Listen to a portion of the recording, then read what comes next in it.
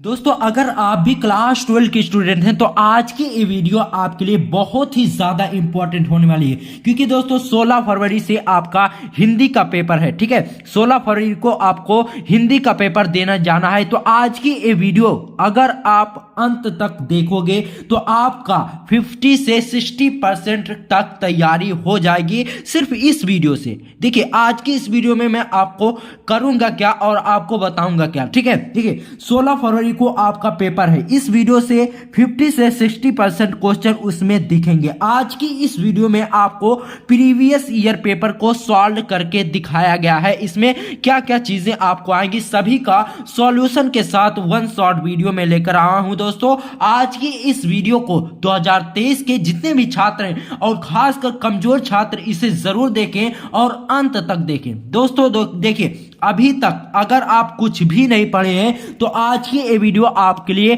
बहुत ही ज्यादा इंपॉर्टेंट है। दोस्तों आज की ये वीडियो देखने के बाद आपकी लगभग 50% तैयारी हो जाएगी क्योंकि दोस्तों आज की इस वीडियो में जो प्रश्न आएंगे, जो आज की इस वीडियो में जो पेपर सॉल्व किया गया है, पूरे प्रश्न का पूरे पेपर का सॉल्यूशन आज की इस वीडियो में है। उसमें से 50 से 60% क्वेश्चन आपके बोर्ड एग्जाम में देखने को 16 फरवरी को मिलेंगे। ठीक है, तो अगर आप अभी तक कुछ नहीं पढ़े हो तो 50 से 60% क्वेश्चन आज की इस वीडियो से याद हो जाएगा। बस आपको करना क्या है, आज की इस वीडियो को अंत तक ध्यान से देखना। ऐसा नहीं सिर्फ वीडियो चला दिए और आराम से सुन रहे हो। ठीक है, ऐसा आपको नहीं करना। अब की बार अगर आप भी 90 पार करने चाहते हैं तो आज की इस वीडियो को अंत तक जरूर देखना। दोस्तों बहुत ही ज्यादा इंपॉर्टेंट ये वीडियो है। दोस्तों 2022 में ये वीडियो हमने बनाई थी 2022 के छात्रों को लिए और उनके पेपर में इस वीडियो से उनके 80 से 90% क्वेश्चन उनके बोर्ड एग्जाम में आए थे। तो अब की बार भी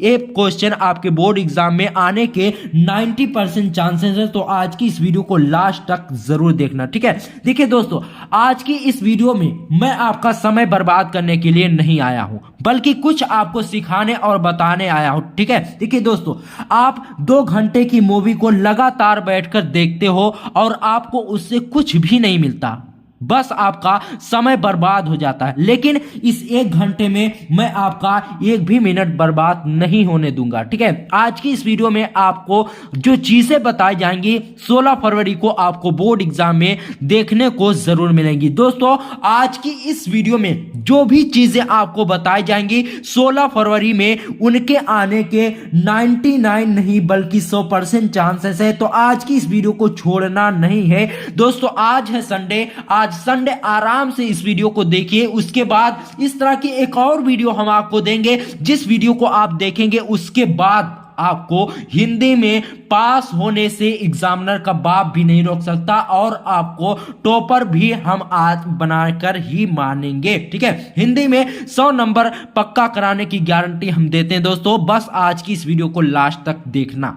हम आपको ट्रिक बताएंगे कि कैसे किसी भी गद्यांश या किसी भी पद्यांश को पहचाना जाता है। ठीक है, तो देखिए सबसे पहले आपको करना क्या है, गद्यांश जो भी आपको दिया जाए उस गद्यांश को आपको पढ़ लेना। ठीक है, चलिए हम आपको पढ़कर बताते हैं। ठीक है, जैसे देखिए राष्ट्र का स्वरूप से लिया गया है, भूमि का निर्माण देवों ने किया है और वह अनंत काल से है। उसके भौतिक रूप, सौंदर्य और समृद्धि के प्रति सचेत रहना हमारा आवश्यक कर्तव्य है। भूमि के पार्थिव स्वरूप के प्रति हम जितने अधिक जागरूक होंगे उतनी ही हमारी राष्ट्रीयता बलवती हो सकेगी। यह पृथ्वी सच्चे अर्थों में समस्त राष्ट्रीय विचारधाराओं की जननी है। जो राष्ट्रीयता पृथ्वी के साथ नहीं जुड़ी होती वह निर्मूल होती है। ठीक है, तो अब देखिए प्रश्न इससे क्या पूछे गए हैं, इस प्रश्नों को भी हम पढ़ लेते हैं। देखिए प्रस्तुत गद्यांश किस पाठ से लिया गया है ये तो आपको पता है क्योंकि यहाँ पर भूमि और राष्ट्र का जब यहाँ पर वर्णन आया है यही एक ट्रिक है। जहां पर देखिए जैसे यहाँ पर क्या आया है, राष्ट्रीयता सब ज्यादा उपयोग किया गया है। जैसे यहाँ पर स्वरूप भी आ गया तो यह कहां से लिया गया है, राष्ट्र का स्वरूप। और इसके लेखक कौन है, वासुदेव शरण अग्रवाल। तो इस तरह से पहले प्रश्न का हो गया, बारी बारी से सबको बताएंगे। और देखिए पहले प्रश्न पढ़ लेते हैं। प्रस्तुत गद्यांश में लेखक ने किस बात पर बल दिया ये भी आपको बताया जाएगा। लेखक ने हमारे कर्तव्य के प्रति क्या विचार प्रस्तुत किए, राष्ट्रीयता की भावना कब निर्मूल होती है। लास्ट में आप देख सकते हैं राष्ट्रीयता की भावना वह निर्मूल होती है। यहाँ से इसका आंसर निकालना है कि कैसे निकालना है ये आपको बताया जाएगा। निर्मूल और बलवती शब्दों में क्रमशः उपसर्ग और प्रत्यय छांटिए। इसका मतलब क्या है? क्रमशः निर्मूल, देखिए निर्मूल शब्द का उपसर्ग निकालना है और बलवती शब्द का प्रत्यय निकालना है। ये बहुत ही इंपॉर्टेंट है। देखिए तो चलिए हम इसे हल करके आपको बताते हैं। देखिए दूसरे क्वेश्चन पहले प्रश्न का उत्तर हम लिख देते हैं। पहले प्रश्न का देखिए पूछा क्या गया है, प्रस्तुत गद्यांश किस पाठ से लिया गया है, इसके लेखक कौन है। तो इसमें हम आपको लिखकर बता रहे हैं प्रस्तुत गद्यांश हमारी पुस्तक के राष्ट्र का स्वरूप। राष्ट्र का स्वरूप जब आप पाठ का नाम लिखो या तो आप डबल इन्वर्टेड कॉमा में लिखो या फिर इसे आप ब्लैक पेन से लिखो, ठीक है। ये बहुत ही इंपॉर्टेंट है। प्रश्नोत्तर संख्या 2 आपको अपनी इसे बोर्ड एग्जाम में डालना होगा। उसके बाद इस तरह से आप नंबरिंग डालकर लिखेंगे, ठीक है। देखिए प्रस्तुत गद्यांश हमारी पुस्तक के राष्ट्र का स्वरूप पाठ से लिया गया है। इसके लेखक वासुदेव शरण अग्रवाल जी हैं। इतना अगर आप लिख लेंगे तो 2 नंबर इससे आपके मिल जाएंगे, ठीक है। और देखिए प्रस्तुत गद्यांश में इसमें दूसरे प्रश्न में क्या पूछा गया है, प्रस्तुत गद्यांश में लेखक ने किस बात पर बल दिया। अब देखिए लेखक ने किस बात पर बल दिया है, इसमें जो पृथ्वी का रूप है और सौंदर्य और उसके प्रति सचेत रहना हमारा आवश्यक कर्तव्य है, इसी बात पर लेखक ने बल दिया है, ठीक है। इसमें लिखना क्या है, देखिए प्रस्तुत गद्यांश में लेखक ने देश का महत्वपूर्ण तत्व धरती, देश का जो महत्वपूर्ण तत्व है वो क्या है, धरती के रूप सुंदरता के पीछे सतर्क रहने तथा इसके सम्मान की बात पर बल दिया है। तो इतना आपको लिखना होगा दूसरे प्रश्न में। अब देखिए तीसरा प्रश्न क्या है, लेखक ने हमारे कर्तव्य के प्रति क्या विचार प्रस्तुत किए, यानी लेखक के अनुसार हमारा कर्तव्य किस तरह का होना चाहिए, ठीक है। देखिए प्रश्नोत्तर संख्या 3 में लेखक के अनुसार हमारा कर्तव्य है कि हमें भूमि यानी धरती की सुंदरता एवं समृद्धि के प्रति जागरूक रहना चाहिए, ठीक है। इतना आप तीसरे प्रश्न का हो गया।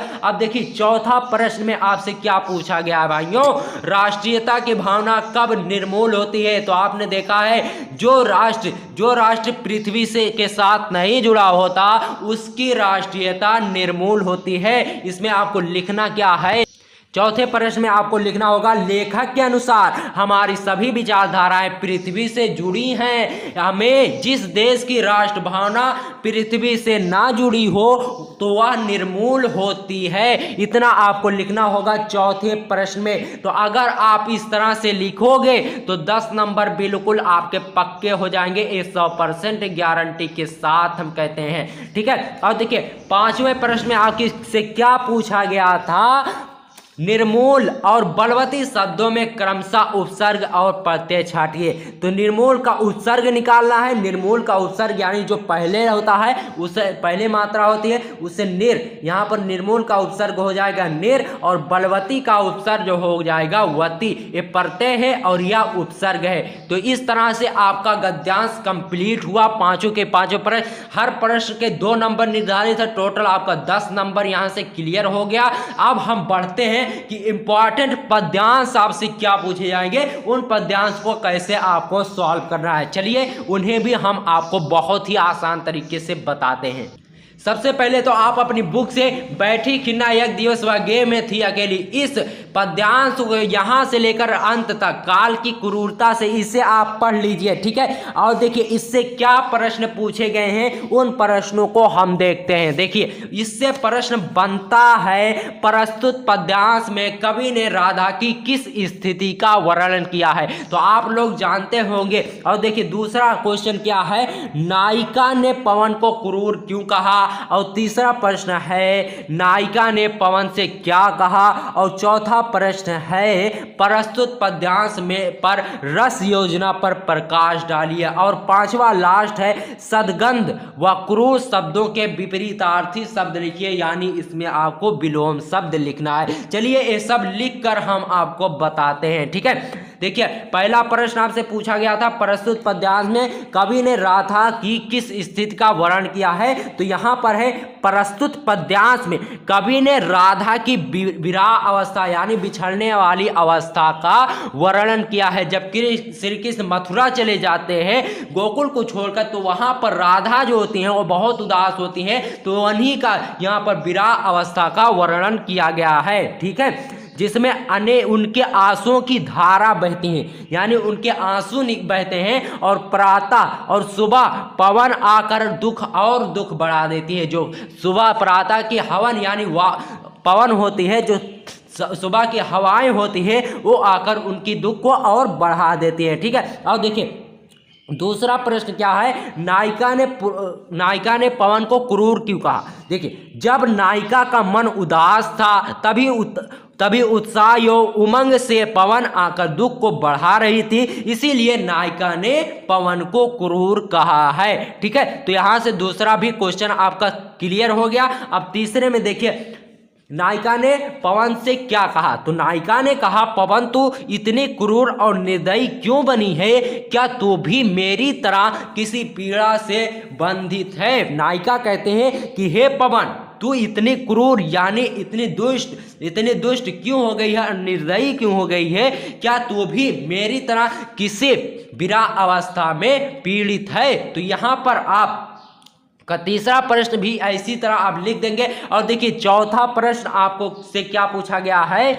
चौथा प्रश्न आपसे पूछा जाता है, प्रस्तुत पद्यांश पर रस योजना पर प्रकाश डालिए, यानी इस पद्यांश में कौन सा रस उपयोग किया गया है, इसे आपको लिखना होगा। ठीक है, देखिए प्रस्तुत पद्यांश में वियोग श्रृंगार रस है, कवि ने इसमें विरह अवस्था का वर्णन किया है।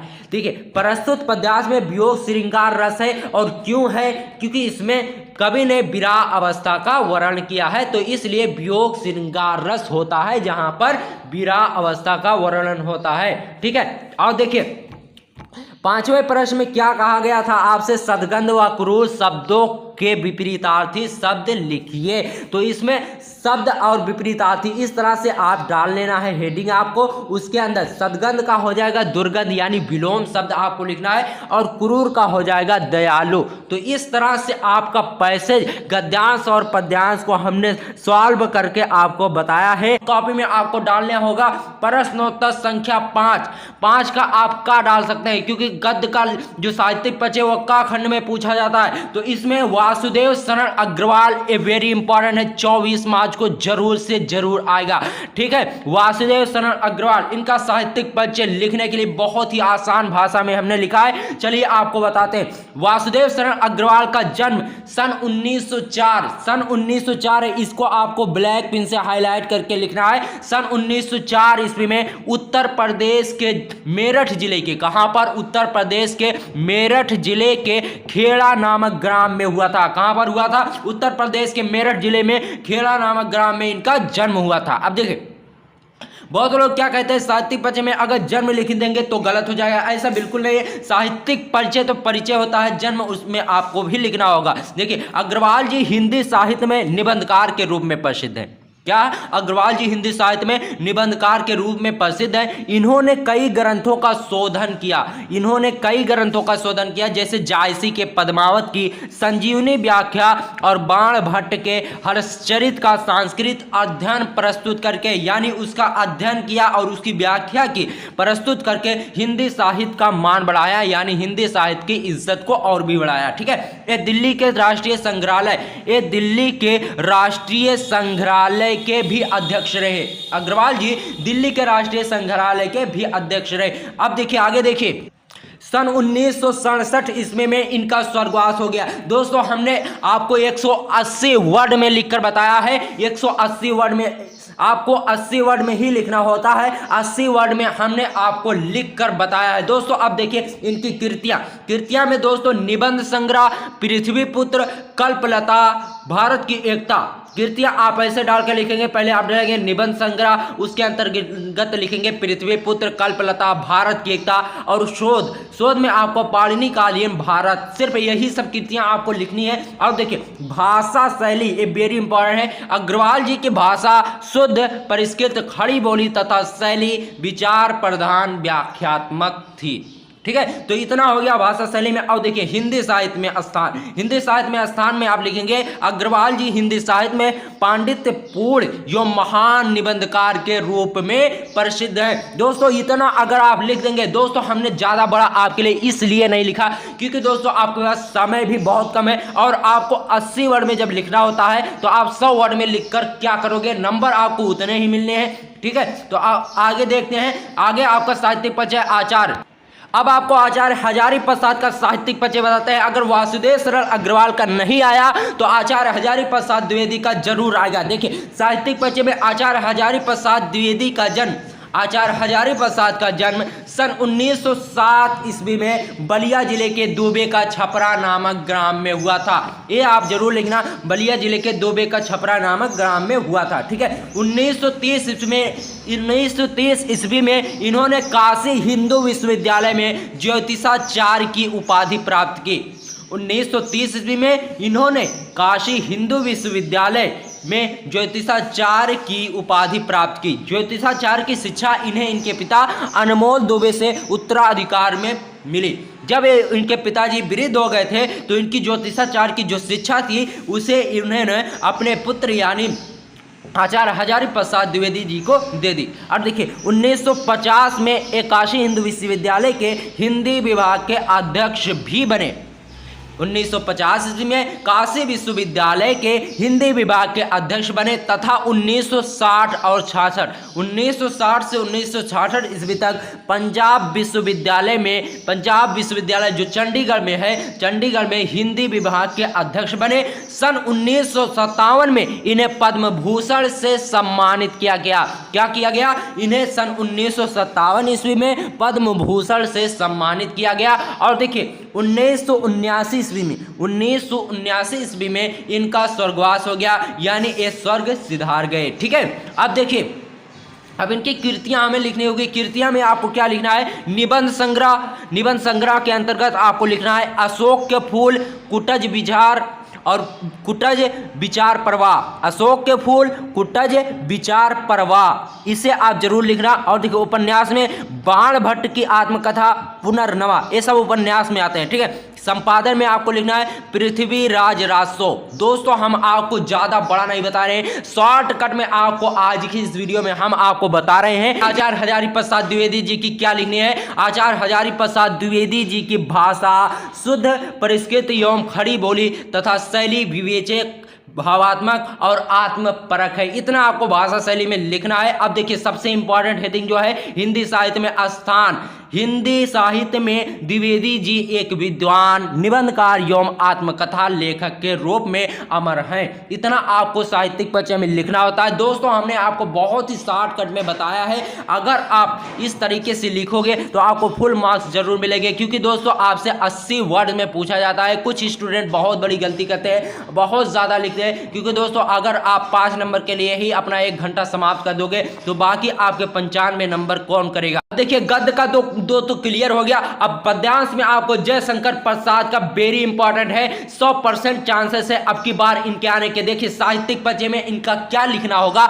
महाकवि जयशंकर प्रसाद का जन्म, महाकवि जयशंकर प्रसाद का जन्म 1889 ईस्वी को काशी के वैश्य परिवार में हुआ था। 1889 ईस्वी को काशी के वैश्य परिवार में हुआ था। इनके पिता का नाम देवी प्रसाद साहू था। इनके पिता का जो नाम था दोस्तों देवी प्रसाद साहू था। जयशंकर प्रसाद जीवन संघर्ष करते हुए इनके जीवन में अनेक कठिनाइयां आई और उन कठिनाइयों को करते हुए अनेक रचनाओं को जन्म दिया। इन्होंने अपने जीवन में जीवन संघर्ष करते हुए अनेक रचनाओं को जन्म दिया। इन्हें इनकी रचना कामायनी पर मंगला प्रसाद पारितोषिक से सम्मानित किया। जो मंगला प्रसाद पुरस्कार है इन्हें इनकी रचना कामायनी पर मिला। ठीक है, सम्मानित किया गया। अब देखिए जयशंकर प्रसाद का काव्य में प्रेम सौंदर्य प्रमुख विषय रहा है। जयशंकर प्रसाद का काव्य यानी कविता में प्रेम और सौंदर्य प्रमुख विषय, यानी उसी पर ये ज्यादातर रचनाएं करते थे। ठीक है, नागरी परिचारिणी सभा के उपाध्यक्ष भी रहे। जयशंकर प्रसाद जी नागरी परिचारिणी सभा के उपाध्यक्ष भी बने और सन 1937 ईस्वी में महान कवि का स्वर्गवास हो गया। ठीक है, इतना आपको लिखना होता है साहित्यिक परिचय के अंतर्गत। अब आपको लिखनी होती है कृतियां। कृतियां में आपको नाटक, उपन्यास और निबंध संग्रह डालनी होगी हेडिंग। इसके अंतर्गत आपको नाटक में लिखना है चंद्रगुप्त, अजातशत्रु, राजश्री। और देखिए उपन्यास में कंकाल, तितली और निबंध संग्रह में काव्य और कला।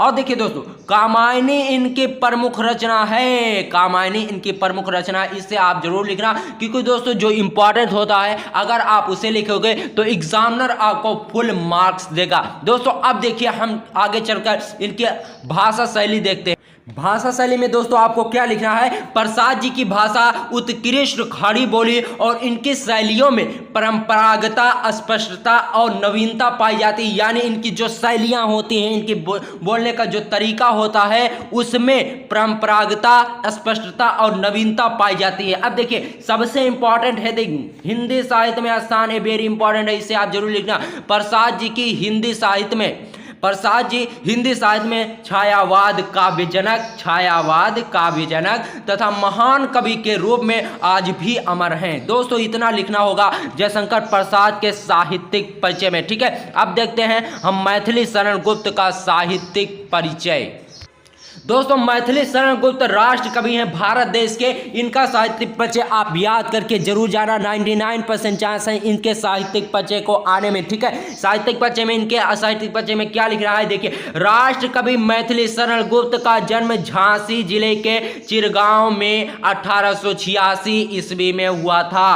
राष्ट्र कवि मैथिली शरण गुप्त का जन्म झांसी जिले के चिरगांव में 1886 ईस्वी में हुआ था। इनके पिता का नाम सेठ रामचरण गुप्त था। क्या था? इनके पिता का नाम सेठ रामचरण गुप्त था। और आगे देखिए मैथिली शरण गुप्त जी अपनी रचनाओं में राष्ट्र की सुंदरता एवं विशेषता बताते थे, इसीलिए महात्मा गांधी ने इन्हें राष्ट्र कवि की उपाधि दी, यानी इन्हें राष्ट्र कवि बना दिया। और देखिए साकेत महाकाव्य के लिए इन्हें मंगला प्रसाद पारितोषिक से सम्मानित किया गया। साकेत महाकाव्य की इन्होंने रचना की और उस रचना के लिए इन्हें मंगला प्रसाद पारितोषिक से सम्मानित किया गया। भारत देश में इन्हें पद्म भूषण से भी सम्मानित किया। भारत सरकार ने इन्हें पद्म भूषण सम्मान से भी सम्मानित किया। सन 1964 ईस्वी में, सन 1964 ईस्वी में इनका देहांत हो गया। ठीक है, अब देखिए इनकी कृतियां में हमें क्या लिखना है। कृतियां मैथिली शरण गुप्त जी की प्रमुख कृतियां निम्नवत हैं, जैसे भारत भारती, साकेत, काबा और करबला, पंचवटी और यशोधरा। ये कृतियां बहुत ही इंपॉर्टेंट है, इन्हें आप तैयार करके जरूर जाइएगा। अब देखिए इनकी भाषा शैली में हमें क्या दोस्तों इनकी भाषा शैली में लिखना है। मैथिली शरण गुप्त जी की भाषा सरल, सुबोध एवं परिष्कृत खड़ी बोली है, इतना आपको भाषा शैली में लिखना है। अब देखिए हिंदी साहित्य में स्थान, मैथिली शरण गुप्त भारत के राष्ट्र कवि एवं हिंदी साहित्य में अमोल रत्न हैं। मैथिली शरण गुप्त का साहित्यिक परिचय हो गया। ये चारों जो साहित्यिक परिचय हमने आज की इस वीडियो में आपको बताया है, 100% गारंटी के साथ कह सकता हूं, एक आपका गद्य में, एक आपका पद्य में, इसमें आपसे जरूर पूछा जाएगा। 24 मार्च को आप पेपर देकर आना। उसके बाद इस वीडियो में आप कमेंट करके जरूर बताना कि आपका आया था या फिर नहीं आया था। दोस्तों हमने आज की इस वीडियो में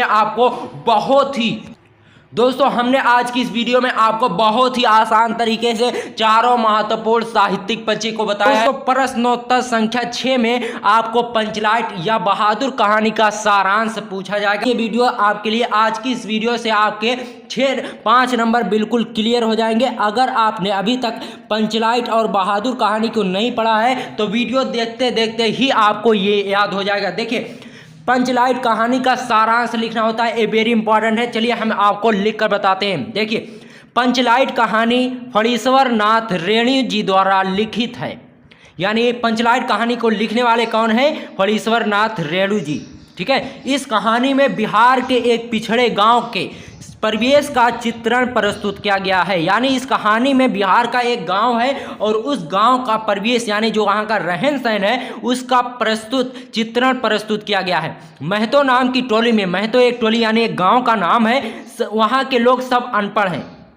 सब अनपढ़ लोग हैं, उन लोगों ने रामनवमी के मेले में पेट्रोमैक्स खरीदा, जिसे वह पंचलाइट या पंचलाइट कहते थे। क्या कहते थे? पंचलाइट।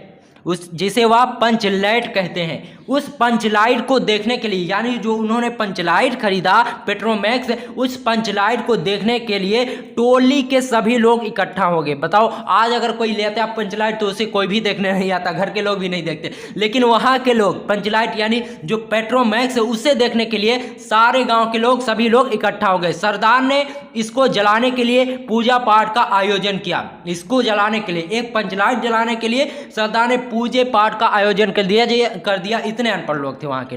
ठीक है, देखिए, लेकिन सबसे बड़ी समस्या यह थी कि उनमें से कोई पंचलाइट जलाना नहीं जानता था। अब लो, सबसे बड़ी समस्या यही थी कि वहां के जो लोग थे उनमें से कोई उसे पंचलाइट को जलाना नहीं जानता था। एक युवक था गोधन एक युवक था, एक लड़का था जो पंचलाइट जलाना जानता था। दोस्तों, गोधन ही था जो पंचलाइट जला सकता था, लेकिन गोधन मुनरी से प्रेम करता था। तो मुनरी की माँ गुलरी काकी ने पंचों से शिकायत की कि वह मेरे घर के पास से सलीमा का गाना। अब लो, सलीमा यहाँ पर सिनेमा कहना था, लेकिन वहाँ के लोग अनपढ़ थे तो इसलिए सिनेमा को क्या कहते थे? सलीमा का गाना गाता है। तो इसलिए लोग गोधन को भगा देते हैं उस गाँव से। तो अब पंचलाइट जलाने की बारी आई। तो गुलरी काकी यानी मुनरी जानती थी कि गोधन पंचलाइट जला सकता था, तो उसने पंचों को बताया जलाने के लिए। ठीक है, अब पंचलाइट जलाने के लिए गुलरी काकी ने ही शिकायत की गोधन को भगाने के लिए। अब पंचलाइट जलाने की बात आई तो गोधन को शाम के भोजन के लिए बुलाया। गुलरी काकी ने ही शाम के भोजन के लिए गोधन को बुलाया। तो जब गोधन ने पंचलाइट जलाया तो पंचों ने क्या कहा? 7 खून तुम्हारा माप, गाओ खूब सलीमा का गाना। ठीक है, अब देखिए, पंचलाइट जलने से लोग भजन और उत्सव मनाने लगे। रेणु जी ने इस कहानी में आंचलिक सजीव चित्रण शिक्षा को बढ़ावा देते हैं। सजीव चित्रण किया है और शिक्षा को बढ़ावा दिया है। यानी एक गांव इतना पिछड़ा गांव था जो पंचलाइट जलाना नहीं जानता। कहानी का सारांश इसी तरह से लिखना है। थोड़ा मैं इसको शॉर्टकट में आपको बता देता हूँ, हो सकता है आप लिख दे। देखिए, पंचलाइट एक बिहार का एक गांव है, जिस गांव के लोग रामनवमी में एक पेट्रोमैक्स खरीदते हैं, लेकिन उस पेट्रोमैक्स को कोई जलाना नहीं जानता। गोधन था जो जलाना जानता था, लेकिन गोधन मुनरी से प्रेम करता था और वो उसके गाँव घर के पास वह गाना गाता था, जिससे उसकी माँ शिकायत करती है और उसकी माँ शिकायत करती है पंचों से। पंचों उसे अपने गांव से भगा देते हैं। अब पेट्रोमैक्स जलाने की बात आई तो अगर वह पेट्रोमैक्स जलाने के लिए किसी गांव के किसी को बुलाते तो उनकी बेइज्जती हो जाती। अब गांव की इज्जत बचानी है तो गोधन को ही बुलाया गया। गोधन पेट्रोमैक्स जला देता है, सभी लोग बहुत खुश होते हैं और कीर्तन भजन करते हैं। इस तरह से पंचलाइट कहानी का सारांश है। आप चाहे तो इसे अपने शब्दों में बना कर लिख सकते हो, वरना जो हमने लिखा है इसे आप स्क्रीनशॉट ले सकते हैं और इसे आप तैयार करके जाइए। यही अगर आप लिख देंगे तो 5 नंबर बिल्कुल पक्का हो जाएगा। अब देखिए, बहादुर कहानी का सारांश आपको कैसे लिखना है वो भी हम आपको बता। देखिए, इस कहानी के सारांश में आपको क्या लिखना है? अमरकांत जी ने बहादुर कहानी में 12-13 साल के बहादुर नाम के लड़के के बचपन का वर्णन किया है। यानी इस कहानी में मिलता है कि बहादुर एक लड़का है जिसके बचपन का वर्णन मिलता है। देखिए, बहादुर एक मध्यम वर्ग का लड़का जिसे उसकी माँ डांटती है। अब उसकी माँ क्यों डांटती है ये पूरा तो हम नहीं लिखेंगे, लेकिन आपको बता देते हैं। बहादुर के पास एक भैंस होती है, उसके घर एक भैंस होती है, जिस भैंस से उसकी माँ बहुत प्रेम करती है। गोधन उस भैंस को मारता है, तो इसलिए गोधन की माँ उसे डांटती है और मारती है, जिससे वह गोधन नाराज होकर शहर जाकर लेखक के घर जाता है। तो लेखक और उनकी पत्नी निर्मला उसे नौकर बनाकर रख लेते हैं। बहादुर एक परिश्रमी एवं हंसमुख लड़का है, वह घर को साफ सुथरा रखता था। निर्मला का बेटा किशोर उससे दुर्व्यवहार करता था। यानी निर्मला का बेटा किशोर जो था वह बहादुर से दुर्व्यवहार करता था। निर्मला भी उससे अब व्यवहार बदलने लगी थी। यानी जब उनका लड़का किशोर उससे दुर्व्यवहार करने लगा तो निर्मला भी उससे दुर्व्यवहार करने लगी। एक दिन घर पर रिश्तेदार आए, वह बहादुर पर चोरी का आरोप लगा देते हैं। एक दिन उसके घर पर, लेखक के घर पर रिश्तेदार कुछ आते हैं और वह अपने सामान चोरी का आरोप बहादुर पर लगा देते हैं। तो लोग उसे बहुत डराते धमकाते हैं। फिर एक दिन उसके हाथ से सील गिरकर 2 टुकड़े हो जाती है। उसे बहुत लोग डराते धमकाते हैं तो वह बहुत नाराज हो जाता है। एक दिन उससे सील गिरकर भी 2 टुकड़े हो गई। अब वह जिससे वह पिटाई के डर से वहां से भाग जाता है। दोस्तों ये कहानी बचपन को बचाए रखने का प्रमाण देती है। सबसे पहला काम आपको यही करना है, प्रश्नोत्तर संख्या 8 का में आपसे पूछा जाएगा निम्नलिखित गद्यांशों में से, संस्कृत गद्यांशों में से किसी एक संस्कृत गद्यांश का ससंदर्भ हिंदी में अनुवाद कीजिए। तो गद्यांश को सबसे पहले आपको पढ़ लेना है, किस तरह से उसे पढ़कर समझना है चलिए हम आपको बताते हैं। ध्यान दीजिए दोस्तों, धनो एयम भारत देशा, धन्य है भारत देश, यत्र समूलस्ति जनमानस पावनी भव्य भावोद्भाविनी। धन्य है वह भारत देश जहां मनुष्यों को चित्त को शुद्ध करने वाली भव्य भावोद्भावनी भावों को ध्यान दीजिए दोस्तों, धनो अयम भारत देशा, धन्य है वह भारत देश, यत्र समूलस्ति जनमानस पावनी भव्य भावोद्भावनी, जहां पर मनुष्यों को चित्त को शुद्ध करने वाली भव्य भावोद्भावनी के भावों को उत्पन्न करने वाली शब्द संदो परस्विनी सुभारती, शब्दों के समूह को जन्म देने वाली देववाणी सुभारती यानी सुशोभित है। विद्या मानुषे निखेलिस विश्व वांग्मयसु अस्या, विद्या मानुष विद्यमान यानी वर्तमान आप कह सकते हैं, निखेलेश विस्पी वांग्मयेषु अस्या यानी विद्यमान में संपूर्ण साहित्य में वांग्मय सर्वश्रेष्ठ सुसंपन्न च वर्तते, सर्वश्रेष्ठ और सुसंपन्न यानी संपन्न है। युवे में भाषा संस्कृत नामान लोके प्रथिता अस्ति, युवे में भाषा यह भाषा संस्कृत नाम से संसार लोके प्रथिता यानी संसार में प्रसिद्ध है। अस्माकम रामायण, दोस्तों अस्माकम रामायण यानी हमारे रामायण, महाभारत आदि ऐतिहासिक ग्रंथ, महाभारत और आदि ऐतिहासिक ग्रंथ, चारों वेद, सर्वा उपनिषदा सभी उपनिषद, अष्टादश पुराणानि 18 पुराण, अन्यानि च और अन्य महाकाव्य ग्रंथ अश्व में भाषा लिखतनानि संत, इसी भाषा में लिखे गए हैं। तो इस तरह से हो गया इसका अनुवाद। अब आपको लिखना कैसे है इसे चलिए ये देख लेते हैं, ठीक है। देखिए संदर्भ में आपको हेडिंग डालनी है और उसमें आपको लिखना है प्रस्तुत गद्यांश हमारी पाठ्य पुस्तक संस्कृत के संस्कृत भाषाएं महत्व नामक पाठ से लिया गया है, ठीक है। इतना आप लिख देंगे। उसके बाद अनुवाद में वही जो इसका अर्थ है उसी को आपको यहाँ पर लिख देना है, ठीक है। जैसे देखिए, यह भारत देश धन्य है जहाँ मनुष्यों को चित्त को शुद्ध करने वाली, अच्छे भावों को उत्पन्न करने वाली, शब्दों के समूह को जन्म देने वाली देववाणी सुशोभित है। विद्यमान वर्तमान संपूर्ण साहित्य में इसका साहित्य सर्वश्रेष्ठ एवं सुसंपन्न है। यही भाषा संस्कृत नाम से संसार में भी प्रसिद्ध है। हमारे रामायण, महाभारत आदि ऐतिहासिक ग्रंथ, चारों वेद, समस्त उपनिषद यानी सभी उपनिषद और 18 पुराण तथा अन्य महाकाव्य, नाटक आदि इसी भाषा में लिखे गए हैं, ठीक है। तो इस तरह से आपका हो गया पहला गद्यांश सॉल्व। अब चलिए देखते हैं दूसरा गद्यांश आपको कैसे सॉल्व करना है। बहुत ही इंपॉर्टेंट वीडियो आपके लिए ये है। समय आपके पास बिल्कुल भी कम है, इसीलिए हम आपको आसान भाषा में और बहुत शॉर्टकट में आपको बता रहे हैं, ठीक है। दोस्तों दूसरा गद्यांश पहले आपको अच्छे से पढ़ लेना है, फिर उसका संदर्भ और अनुवाद लिखना है। चलिए हम आपको इसे भी पढ़कर बताते हैं। महामना विद्वान वक्ता धार्मिको नेता पटु पत्रकारश्चासीत, महामना विद्वान वक्ता धार्मिक नेता थे, पटु पत्रकार और कुशल पत्रकार थे, परमस्य किंतु सर्वोच्च गुण जनसेवा आसीत, यानी जन सेवा ही इनका सर्वोच्च गुण था।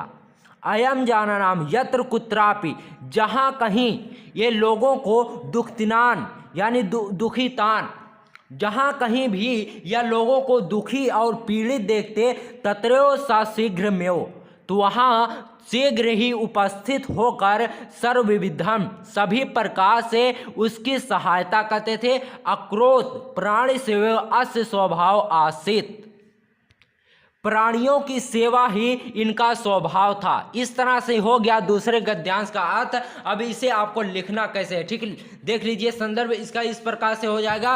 प्रस्तुत गद्यांश हमारी पाठ्य पुस्तक संस्कृत के महामना मालवीय पाठ से लिया गया है, ठीक है। अब इसका अनुवाद में आपको छोटा से लिख देना, ज़्यादा बड़ा ये नहीं है। महामना विद्वान वक्ता, धार्मिक नेता एवं कुशल पत्रकार थे, किंतु जनसेवा ही इनका सर्वोच्च गुण था। ये जहां कहीं भी लोगों को पीड़ित देखते वहां शीघ्र उपस्थित होकर सब प्रकार की सहायता करते थे। प्राणियों की सेवा ही इनका स्वभाव था। तो दोस्तों अब हम देख लेते हैं संस्कृत श्लोक कौन सा आपको तैयार करना है। दोस्तों ये भी आपसे 7 नंबर का पूछा जाएगा। तो सबसे इंपॉर्टेंट जो है वह है सुखार्थिना कुतो विद्या कुतो विद्यार्थिना सुखम। सुखार्थी व तेजेद विद्यान विद्यार्थी व तेजेद सुखम, ठीक है।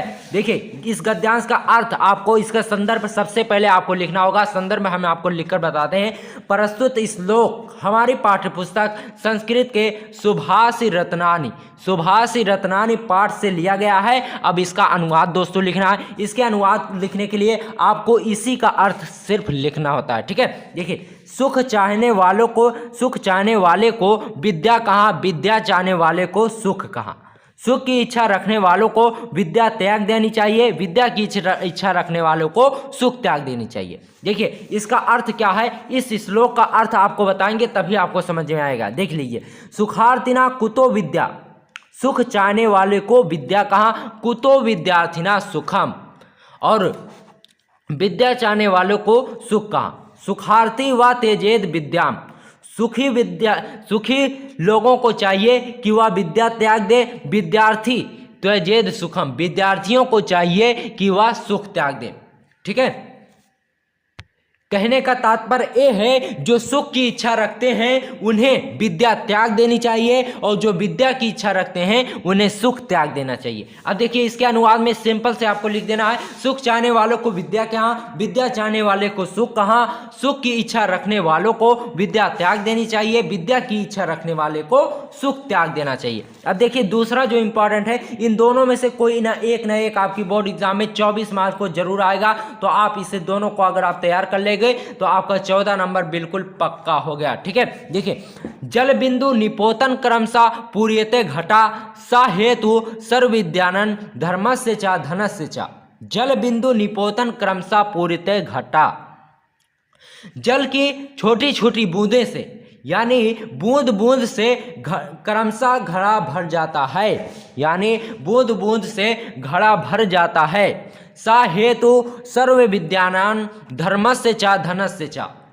इसी तरह यही कारण है सर्व विद्यानाम, दोस्तों यही कारण विद्या, धर्म और धन का भी है। अर्थात कहने का तात्पर्य ये है कि जिस तरह जल थोड़ी थोड़ी बूंद, यानी बूंद बूंद से घड़ा भरता है धीरे धीरे, उसी तरह विद्या, धन और धर्म पाने के लिए धैर्य का होना बहुत ही आवश्यक है। इसके अनुवाद में आपको इस तरह से लिखना है। देख लीजिए संदर्भ में आप लिख देंगे प्रस्तुत श्लोक हमारी पाठ्यपुस्तक संस्कृत के सुभाषी रत्नानी पाठ से लिया गया है। ये दोनों वेरी इंपॉर्टेंट है, इन्हें आप अगर तैयार करके जाओगे तो 14 नंबर आपके बिल्कुल पक्का हो जाएंगे, ठीक है। अनुवाद में आपको लिखना है बूंद बूंद जल गिरने से क्रमशः घड़ा भर जाता है।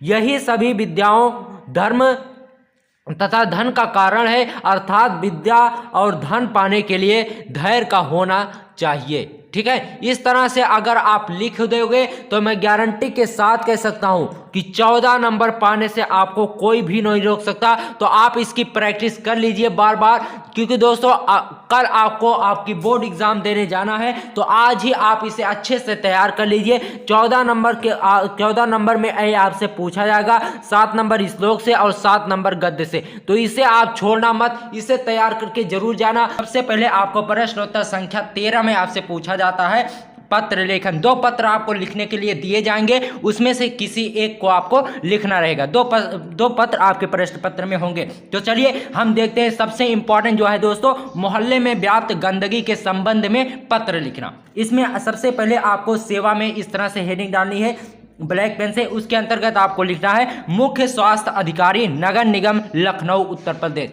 आप कोई भी एड्रेस डाल सकते हैं, लेकिन मुख्य स्वास्थ्य अधिकारी नगर निगम इतना जरूर होना चाहिए, ठीक है। उसके बाद दोस्तों सबसे इंपॉर्टेंट जो है वह है विषय। दोस्तों आपको विषय लिखना बहुत जरूरी है। अगर आप विषय नहीं लिखेंगे तो आपका गलत हो सकता है, ठीक है। देखिए, मोहल्ले में व्याप्त गंदगी के संबंध में इतना ही आपको विषय के अंतर्गत लिखना है। उसके बाद आपको हेडिंग डालनी है मान्यवर में आपको लिखना है, पूरी बात आपको बतानी है कि क्या आपके मोहल्ले में हुआ है और उसका निवारण कैसे करना है, ये मान्यवर के अंतर्गत आपको लिखना होता है, ठीक है। आप यहाँ पर महोदय भी लिख सकते हैं, लेकिन मान्यवर हमने लिखा है, ठीक है। दुख के साथ कहना पड़ता है, इसके अंतर्गत आपको लिखना है दुख के साथ कहना पड़ता है कि पिछले कुछ दिनों से हमारे मोहल्ले में चारों ओर गंदगी का साम्राज्य फैला हुआ है, जिसके कारण मोहल्ले वासियों का जीना दूभर हो गया है। यानी जो मोहल्ले में लोग रहते हैं उनका जीना दूभर हो चुका है। किस वजह से? चारों ओर उनके मोहल्ले में गंदगी फैली हुई है। और देखिए, चारों ओर गंदगी फैलने के कारण पूरे मोहल्ले में मक्खियों और मच्छरों का साम्राज्य फैल गया, जिससे तरह तरह की बीमारियां फैलने का डर बना है। अतः आपसे, उसके बाद नई लाइन से आपको लिखना है, अतः आपसे नम्र निवेदन है कि हमारे मोहल्ले की जल्द से जल्द सफाई करवाएं, आपकी अति कृपा होगी। उसके बाद धन्यवाद लिख देंगे। प्रार्थी में आपको अपना नाम नहीं डालना है, का खा गा लिख देंगे और दिनांक आपको XYZ कुछ भी आप लिख, दिनांक आपको नहीं लिखना रहेगा। उसके बाद देखिए अगला इंपॉर्टेंट जो पत्र लेखन है उसे हम देख लेते हैं, ठीक है दोस्तों। अगला इंपॉर्टेंट पत्र है कुटीर उद्योग प्रारंभ करने हेतु ऋण प्राप्त करने के लिए बैंक प्रबंधक को आपको एक पत्र लिखना है, एक पत्र आपको लिखना है, उससे ऋण यानी उससे लोन लेने की, बैंक से लोन लेने के लिए, कुटीर उद्योग की एक दुकान खोलने के लिए बैंक से लोन लेने के लिए एक आपको एप्लीकेशन लिखना होगा, जिसे पत्र लेखन कहा जाता है, ठीक है। तो इसमें आपको सेवा में इस तरह से हेडिंग डालनी है। उसके अंतर्गत आप लिखेंगे बैंक शाखा प्रबंधक महोदय, इलाहाबाद बैंक, मुजफ्फरनगर उत्तर प्रदेश। कुछ भी आप लिख सकते हैं, अगर यही लिख देंगे तो भी आपका सही हो जाएगा, ठीक है। विषय में आपको लिखना है कुटीर उद्योग प्रारंभ करने हेतु ऋण प्राप्ति के लिए, ठीक है। उसके बाद आपको मान्यवर के अंतर्गत लिखना है, निवेदन के साथ सूचित करता हूं, मैं बीए पास एक बेरोजगार युवक हूं। मैं कुटीर उद्योग के माध्यम से अपनी शिक्षा एवं अनुभव का सदुपयोग करना चाहता हूं, किंतु मेरी इस चाह में धन की कमी है। मैं अपने घर से थोड़ी दूर पर स्थित एक दुकान में लेथ मशीन स्थापित करना चाहता हूं। कौन सी मशीन? लेथ मशीन स्थापित करना चाहता हूं। इस आवेदन के लिए सारे संबद्ध कागजात की कॉपी भेज रहा हूं। यानी कहता है कि इस पत्र में कहा जाता है कि मैं एक दुकान खोलने के लिए लेथ मशीन का स्थापित करना चाहता हूं, जिस आवेदन के लिए सारे संबद्ध कागजात, सभी कागजात जो डॉक्यूमेंट्स होते हैं उसकी कॉपी मैं इसमें दे रहा हूं, ठीक है। उसके बाद फिर आपको नई लाइन से लिखना है, अतः आपसे नम्र निवेदन है कि नियमानुसार मुझे आसान किस्तों पर ऋण प्रदान करने की कृपा करें। उसके बाद धन्यवाद आपको लिखना है। भौदिये में आपको का खा गा लिख देना है और दिनांक में उसी तरह आपको XYZ लिख देना है। तो इस तरह से अगर आप पत्र लिखोगे तो 6 नंबर बिल्कुल पक्के हो जाएंगे। बहुत ही आसान भाषा में मैंने आपको बताया है। अगर आप ये वीडियो पूरा देख लेते हो तो 6 नंबर आपका बिल्कुल पक्का हो जाएगा, 2 नंबर आपका बिल्कुल पक्का हो जाएगा, एक गारंटी के साथ मैं कह सकता हूं दोस्तों। और आप अगर निबंध तैयार करना चाहते हैं तो बढ़ती जनसंख्या, समस्या और समाधान, इस पर भी आप निबंध तैयार कर सकते हैं। तो चलिए आज की इस वीडियो में हम आपको बताते हैं पर्यावरण प्रदूषण समस्या और समाधान पर निबंध कैसे लिखा जाता है। सबसे पहले आपको संकेत बिंदु इस तरह से डाल देना है। उसके अंतर्गत भूमिका, प्रदूषण के कारण, प्रदूषण के दुष्परिणाम, प्रदूषण निवारण के उपाय, उपसंहार, यानी जो आप हेडिंग डालेंगे उसी हेडिंग को आपको संकेत बिंदु के अंतर्गत आपको लिखना है, ठीक है। पहले हेडिंग भूमिका के अंतर्गत फिर आप लिखेंगे प्रदूषण अनेक प्रकार के होते हैं, जिनमें पर्यावरण प्रदूषण एक गंभीर समस्या है। ये भारत की ही नहीं बल्कि पूरे विश्व की समस्या है।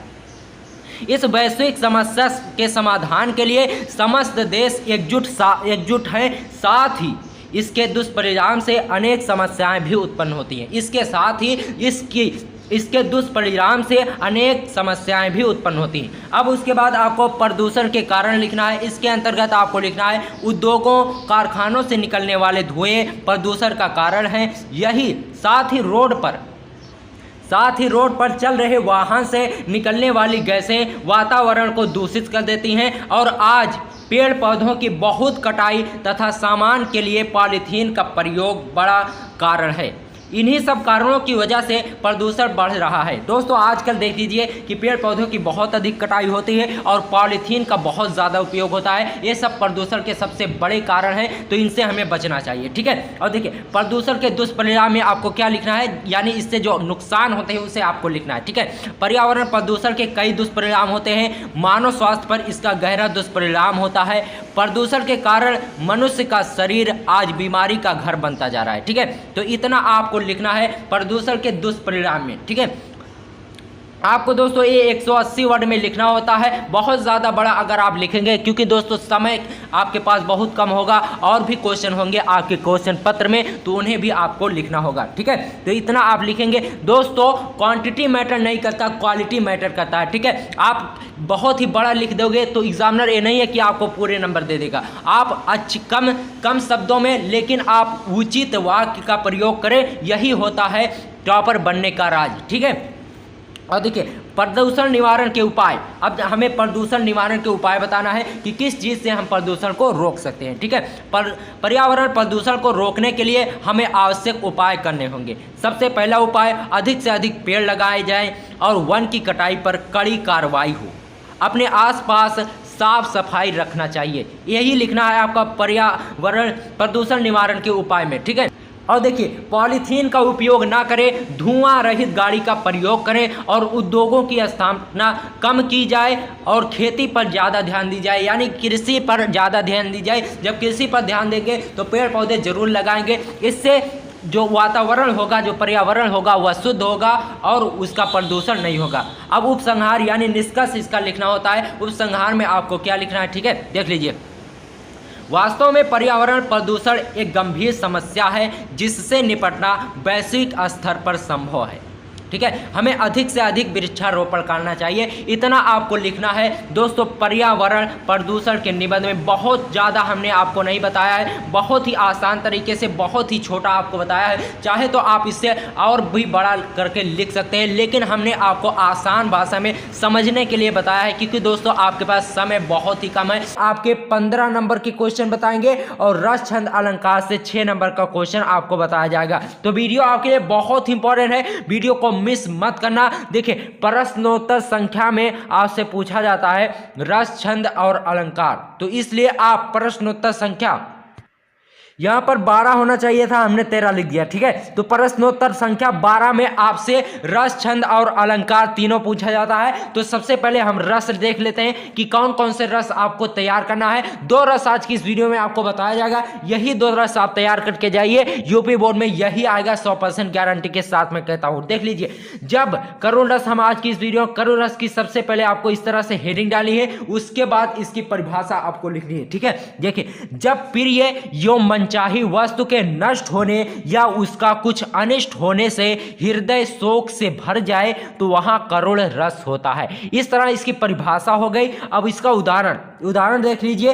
हे खग मृग हे मधुकर श्रेणी, तुम देखी सीता मृग नैनी, ये इसका उदाहरण है। अब इसका स्पष्टीकरण भी लिखना जरूरी होता है। स्पष्टीकरण कुछ स्टूडेंट नहीं लिखते, स्पष्टीकरण लिखना बहुत जरूरी है, जिसे एग्जामिनर खुश होकर आपको फुल मार्क्स देता है। स्पष्टीकरण में आपको यही लिखना होता है कि कैसे यहाँ पर करुण रस होगा, कैसे इस उदाहरण में करुण रस होगा, यही आपको बताना होता है, ठीक है। देखिए स्पष्टीकरण आपको इस तरह से लिखना है। उक्त पंक्ति यानी ऊपर जो लाइन लिखी है उस लाइन में उक्त पंक्ति का अस्थाई भाव शोक है, जहां शोक प्रकट होता है वहां करुण रस होता है, ठीक है। इतना ही आपको स्पष्टीकरण में लिखना है। उसके बाद चलिए देखते हैं हास्य रस में आपको क्या लिखना। दोस्तों हास्य रस की सबसे पहले आपको परिभाषा लिखनी है। परिभाषा बहुत ही आसान है। जब किसी की वेशभूषा आकृति को देखकर हंसी आ जाए तो वहां हास्य रस होता है, ठीक है। इसका उदाहरण आपको कैसे लिखना है। तंबूरा ले मंच पर बैठे प्रेम प्रताप, सहज मिले 15 मिनट, घंटा भर आलाप। ये बहुत ही हंसाने वाला उदाहरण है, तो इसलिए यहाँ पर हास्य रस होता है। अब इसका स्पष्टीकरण आपको इस प्रकार से लिखना है, उक्त पंक्ति का अस्थायी भाव हास्य है क्योंकि इस पंक्ति में हंसने वाले वर्ण जो होते हैं, अतः यह हास्य रस है। इस पंक्ति में हंसने वाले वर्ण बहुत हैं, इसलिए अतः यहां पर हास्य रस होगा। ठीक है, अब देखिए अलंकार आपसे 2 नंबर का पूछा जाएगा। 2 अलंकार आज की इस वीडियो में आपसे बताएंगे, तो वही 2 अलंकार आप याद करके जाइए, यही अलंकार आपसे पूछा जाएगा। ठीक है, रूपक अलंकार, सबसे पहले इसकी परिभाषा हम देख लेते हैं। जहां उपमेय और उपमान में अत्यधिक समानता प्रकट हो वहां रूपक अलंकार होता है। ठीक है, तो ये हो गई रूपक अलंकार की परिभाषा। अब इसका उदाहरण देख लेते हैं। चरण कमल बंदो हरिराय, बहुत ही आसान उदाहरण है, ये आपको एक ही बार में याद हो जाएगा। तो इस तरह से इसकी परिभाषा और इसका उदाहरण हो गया। अब देखते हैं इसका स्पष्टीकरण। स्पष्टीकरण में आप लिखना है, उक्त पंक्ति में चरण को कमल के अत्यंत समान बताया गया है, तो वहां रूपक अलंकार है। ठीक है, क्योंकि बताया गया था, उसकी परिभाषा क्या थी, जहां पर उपमेय में उपमान की अत्यधिक समानता की प्रकट की जाए तो वहां पर रूपक अलंकार होता है। तो यहां पर चरण क्या है, उपमेय है, और कमल क्या है, उपमान। तो इन दोनों की समानता अत्यधिक प्रकट की गई है, तो इसलिए यहां पर रूपक अलंकार होगा।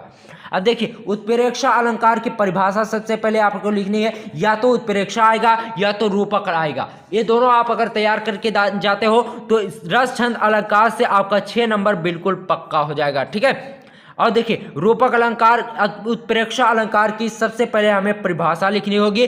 जहां उपमेय में उपमान की संभावना की जाए वहां उत्प्रेक्षा अलंकार होता है। ठीक है, इसमें प्रायः मनुमानव जनुजानव शब्द होते हैं।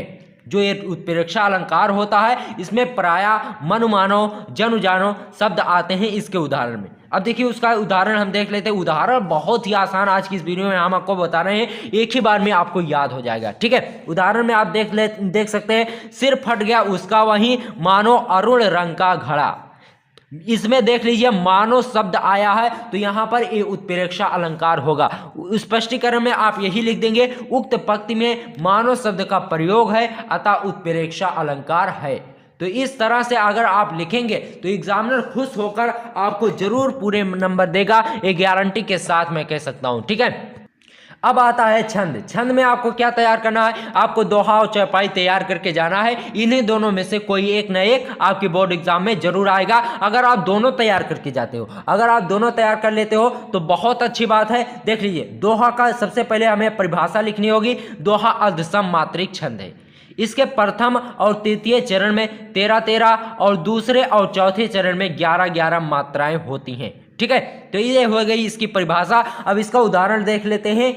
कागा काको धन हरे, कोयल काको दे, मीठे वचन सुनाए कर जग अपनों कर ले। इसकी मात्रा लगाना आपका बहुत इंपॉर्टेंट है। अगर आप मात्रा नहीं लगाओगे तो सिर्फ एक ही नंबर आपको मिलेगा, इतना सारा लिखने के बाद भी। ठीक है, देखिए स्पष्टीकरण में देखिए इसके उदाहरण में मात्रा आपको कैसे लगाना है। जहां पर बड़ा आ, बड़ी ई और बड़ा ऊ का प्रयोग होता है वहां पर 2 गुरु लगते हैं। ठीक है, इसको कहा जाता है गुरु और इसको कहा जाता है लघु। ठीक है, तो यहां पर जहां बड़ी ई, बड़ा ऊ और बड़ी ई आ जाए वहां पर क्या लगता है, गुरु लगता है। जैसे का पर बड़ा मंत्रा का है तो यहाँ पर गुरु लगेगा, और यहाँ पर ये 2-2 4 मात्राएं हो गई, फिर 2-2 4-4 8 मात्राएं, 8-2 10 3 11 मात्राएं इसमें है और 11 मात्राएं इसमें भी हैं। और इसमें देख लीजिए, इसमें पहले वाले में 13 मात्राएं हैं, 4 और 4 8, 8-2 10 और 10 3 13। तो इसमें 13 मात्राएं हैं, इसमें आपकी 11 मात्रा होगी और इसमें भी आपकी 13 मात्राएं होगी और लास्ट वाले में 11-11 मात्रा होगी। ठीक है, तो इस तरह से आपको इसका मात्रा लगाना है। मात्रा लगाना बहुत ही आसान है। जैसे यहाँ पर देखिए, कहाँ पर बड़ा उपमात्रा को है तो यहाँ पर दो लगेगा, और देखिए यहाँ पर 1 मात्रा लगेगी और यहाँ पर भी 2 मात्राएं लगेंगी, यहाँ पर भी 2 मात्राएं और यहाँ पर भी 2 मात्राएं लगेगी और यहाँ पर 1 मात्रा। इस तरह से मात्रा लगाई जाती है। जैसे मीठे माँ पे बड़ी मात्रा मी है तो यहाँ पर 2 मात्रा, यहाँ पर भी 2 मात्रा और यहाँ पर 1 मात्रा, 1 मात्रा, फिर 1 मात्रा, फिर 1 मात्रा, फिर यहाँ पर 2 मात्रा मात्रा होगी, ना पर बड़ा की मात्रा ना है तो यहाँ पर 2 मात्रा होगी। ठीक है, देखिए सिर्फ या है तो यहाँ पर 1 मात्रा और भी एक एक अक्षर है तो इसमें एक एक मात्राएं लगेंगी।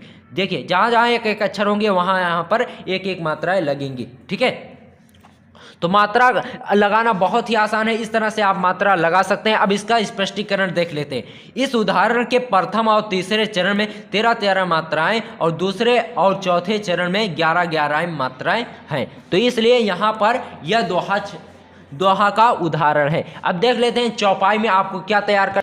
देखिए चौपाई की सबसे पहले तो आपको परिभाषा लिखनी है। यह एक सममात्रिक छंद है, इसके प्रत्येक चरण में 16-16 मात्राएं होती हैं। चौपाई बहुत ही आसान है, इसके प्रत्येक चरण में 16-16 मात्राएं होती हैं। अब इसका उदाहरण देख लेते हैं। देखिए बंदव गुरुपद पदम परागा, सुरुचि सुवास सरस अनुरागा, अमीय मोरिमय चूरन चारु, समन सकल भौरुच परवारु। दोस्तों इससे सरल उदाहरण मुझे कोई भी नहीं लगता। ये उदाहरण बहुत ही आसान है, इसमें मात्रा लगाना भी बहुत ही आसान है। देख लीजिए बंदो, यहाँ पर बा है, उसके बाद बिंदी है, तो यहाँ पर 2 अक्षर हो गए, तो इसलिए यहाँ पर 2 मात्रा लगेगी। फिर उसके बाद एक एक मात्रा, फिर एक मात्रा, फिर एक मात्रा। गुरु है, देखिए यहाँ पर छोटा की मात्रा और यहाँ पर भी छोटा गुरुपद है, गुरुपद नहीं है, सिर्फ गुरुपद है।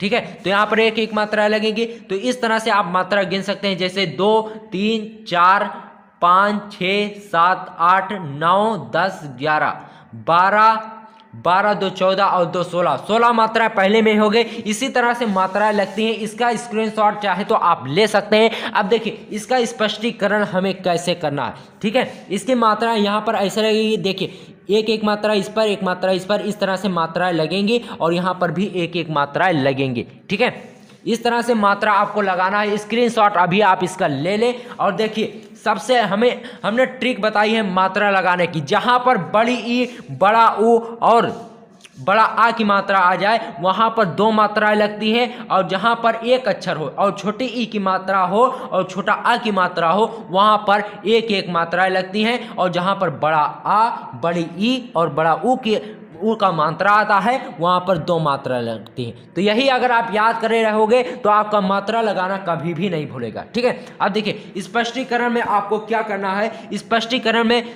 आपको लिखना है इसके सभी चरणों में 16-16 मात्राएं हैं, ये चौपाई छंद है। ठीक है, तो इतना अगर आप लिख देंगे तो 2 नंबर आपको जरूर मिलेगा चौपाई छंद में। अब आगे देखते हैं आगे आपको क्या तैयार करना है।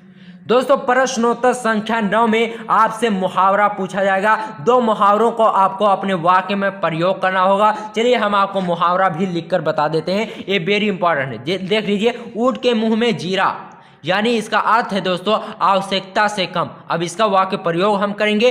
20 रोटी खाने वाला रामू के लिए 2 रोटी ऊंट के मुंह में जीरा होंगी। ठीक है, यानी जो 20 रोटी रामू खाता है उसको जब 2 रोटी दी जाएगी तो वह बहुत ही कम होगी, वह ऊंट के मुंह में जीरा के समान होंगी। ठीक है, अब देखिए नाक कटना, इस जो ये मुहावरा है नाक कटना, इसका अर्थ जो होता है वह होता है बेइज्जती। देखिए राजू के, इसका वाक्य प्रयोग हमें इस प्रकार से करना होगा। राजू के बुरे काम से उसके परिवार की नाक कट गई। तो इस तरह से आप लिख देंगे। और देखिए तीसरा जो बहुत ही इंपॉर्टेंट है, ईद का चाँद होना, यानी बहुत समय बाद दिखना। इसका अर्थ है बहुत समय बाद। अब इसका वाक्य प्रयोग देख लीजिए। रमेश आजकल तुम तो ईद के चाँद हो गए। ठीक है, तो इस तरह से आपको लिखना रहेगा। और देखिए लास्ट आपको बता देते हैं, अंधे की लाठी यानी एक मात्र सहारा। रहीम अपनी माँ के लिए अंधे की लाठी जैसा है, यानी रहीम अपनी माँ का एक मात्र सहारा है, वही उनका सब कुछ करता धरता है। ठीक है, अब देखिए दोस्तों प्रश्नोत्तर संख्या 10 में आपसे क्या कहा जाएगा। इसमें आपसे संधि पूछी जाएगी। संधि आपकी बहुविकल्पीय होगी, इसमें आपको टिक लगाने होगा। जैसे देख लीजिए, इत्यादि का संधि विच्छेद है। अब इन 4 विकल्प हैं, इन 4 विकल्पों में से कौन एक विकल्प सही है उसे आपको छांट कर लिखना है। ठीक है, देख लीजिए, का खंड है इति प्लस आदि, और खा है इत प्लस आदि, और गा है इत प्लस आदि, घा है इति प्लस आदि। तो इसका सही जो है वह का खंड है इति प्लस आदि इत्यादि होगा। ठीक है, अब देखिए सूर्योदय का संधि विच्छेद है, ये वेरी इंपॉर्टेंट है सभी क्वेश्चन, इसे तैयार करके आप जरूर जाइएगा। देखिए सूर्योदय का संधि विच्छेद है सूर्यो प्लस उदय, खा है सूर्य प्लस उदय और गा है सूर्य प्लस उदय और घा है सूर्य प्लस उदय। तो इसका सही जो है वह गा खंड वाला है सूर्य प्लस उदय, तो इसका हो जाएगा सूर्योदय।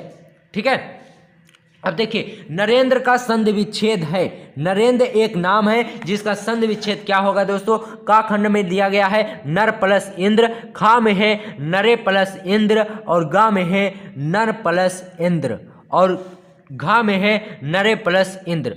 तो इसका सही जो ऑप्शन आपका सही है वह का खंड वाला ऑप्शन सही है, नर प्लस इंद्र। अब देखिए सबसे इंपॉर्टेंट है दोस्तों स्वागतम का संधि विच्छेद है, स्वागतम का संधि विच्छेद क्या होगा, देखिए का खंड में दिया गया है स्व प्लस आगतम, गा में है स्वा प्लस आगतम और देखिए खा में है सो आगतम, सो प्लस आगतम और घा में है सो प्लस आगतम। तो इसका सही जो ऑप्शन है वह है दोस्तों घा खंड वाला स्वागतम।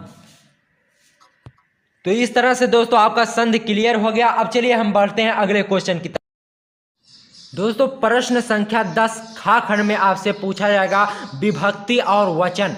दोस्तों आज की इस वीडियो में ये विभक्ति अगर आप तैयार करके जाओगे तो 99% चांस है इस विभक्ति के आने के। ठीक है, देख लीजिए आत्मने, आत्मने की विभक्ति क्या होगी, चतुर्थी विभक्ति है और वचन एक वचन है। ठीक है, आत्मनानी में संपत्ति सप्तमी विभक्ति है और एक वचन है। ठीक है, आत्मना में भी तृतीय वचन तृतीय विभक्ति है और एक वचन है, नामना में भी षष्ठी विभक्ति है और एक वचन है।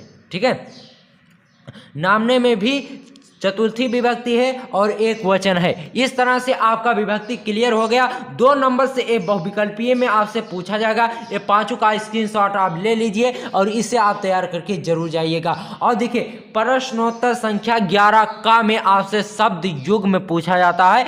2 शब्द आपसे दिए जाएंगे, 2 शब्द। ठीक है, वो 2 शब्द रहेंगे लेकिन उन शब्दों का अर्थ आपको लिखना होगा एक ही साथ में। ठीक है, देखिए जैसे अम्बुद और अम्बुज, ठीक है, इसका अर्थ आपको लिखना है, इसका अर्थ हो जाएगा बादल और जल। ये बहुत ही इंपॉर्टेंट है। अविराम प्लस अभिराम, इसका हो जाएगा अनवरत और आकर्षक। अविराम का अर्थ होता है अनवरत और अभिराम का अर्थ होता है आकर्षक। और देखिए जलज प्लस जलद, जलज का अर्थ होता है कमल और जलद का अर्थ होता है बादल। और देखिए अंशु प्लस अंशु, अंश प्लस अंशु, अंश माने होता है भाग और अंशु मतलब होता है सूर्य, ये सूर्य का पर्यायवाची है अंशु। तो इस तरह से आपको लिखना है। बहुविकल्पीय में आपसे पूछा जाएगा तो आप अगर याद करे रहेंगे तो विकल्पीय में सिर्फ आपको टिक लगाना रहेगा। ठीक है, और देखिए पंथ, पंथ प्लस पथ, इसका शब्द युग्म हो जाएगा संप्रदाय और मार्ग। इस तरह से आपको याद कर लीजिए, ये बहुत ही इंपॉर्टेंट है। इसके आने के 99% चांस है, कल ये जरूर आएगा इसमें से, तो आप इसे तैयार करके जरूर जाइए।